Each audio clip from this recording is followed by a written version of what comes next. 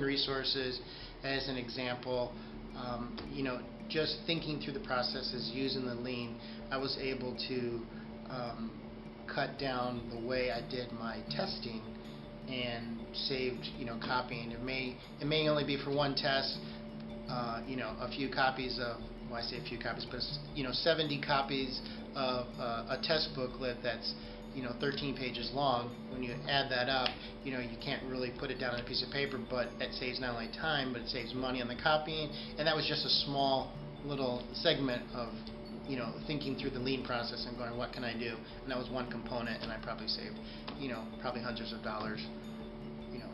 Small in the small scope, but as you expand that to all the different other processes, you just exponentially, you must have saved millions.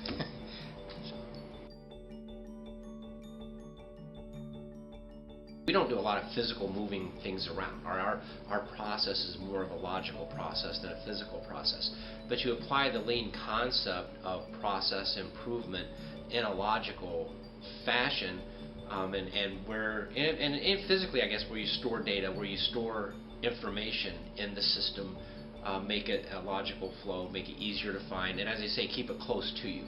So the things you use the most, keep them closest to you so it's readily accessible, so you can help people. If you need to know something, you know exactly where that information's at, you can retrieve it quickly and pass it on. What we decided to do was take a look at our office and see how we could be more customer friendly, essentially. And so, instead of one person going in and saying, this is how I would change things, or this is what I would do, the whole group comes together, and there are people who are coordinating the effort, but there's no real leaders. Everybody becomes a leader.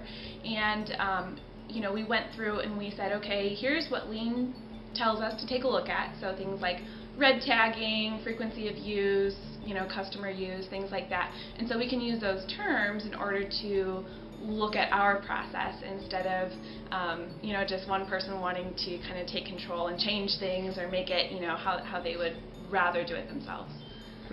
Sorting sticks out in my mind as first and foremost.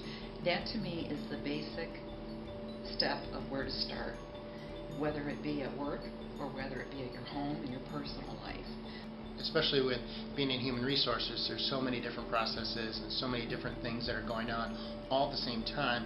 So it's nice to see the processes so we could then relate it to what processes we have back in the office. Well, when you learn about 5S and Six Sigma and yes, all the value mapping and process mapping that you have to do, there's a lot of new vocabulary and there's a lot of symbols, but again, lean is about working together with your team or across departments to figure out the best solution for everybody. And so you already kind of build up that team, so you kind of lean on each other to see,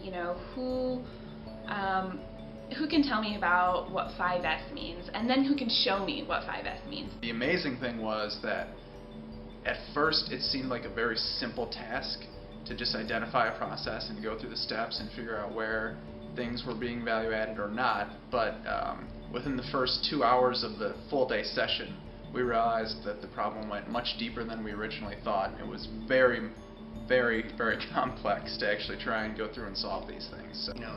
The old adage, well, we've always done it this way, let's continue to do it that way. When you have the other departments, they may have a different perspective and kind of pull themselves out of what you're doing and go, well, it really would be more effective if we did it this way because it helps our department. Value stream mapping is the process where you kind of flow each step in your process. Material coming in, the process on that material, the product going out to the next step, the process in that step, and on and on and on. And like I said, in IT, we're not doing a physical manufacturing process, but rather a flow of knowledge and information and process itself. With the engineering department, there's 100+ escrow accounts that are actually hard copy files. And in order to find these when they're needed, I labeled, we organized, we put them all in one area so that the several engineers and I can all find what files we're looking for.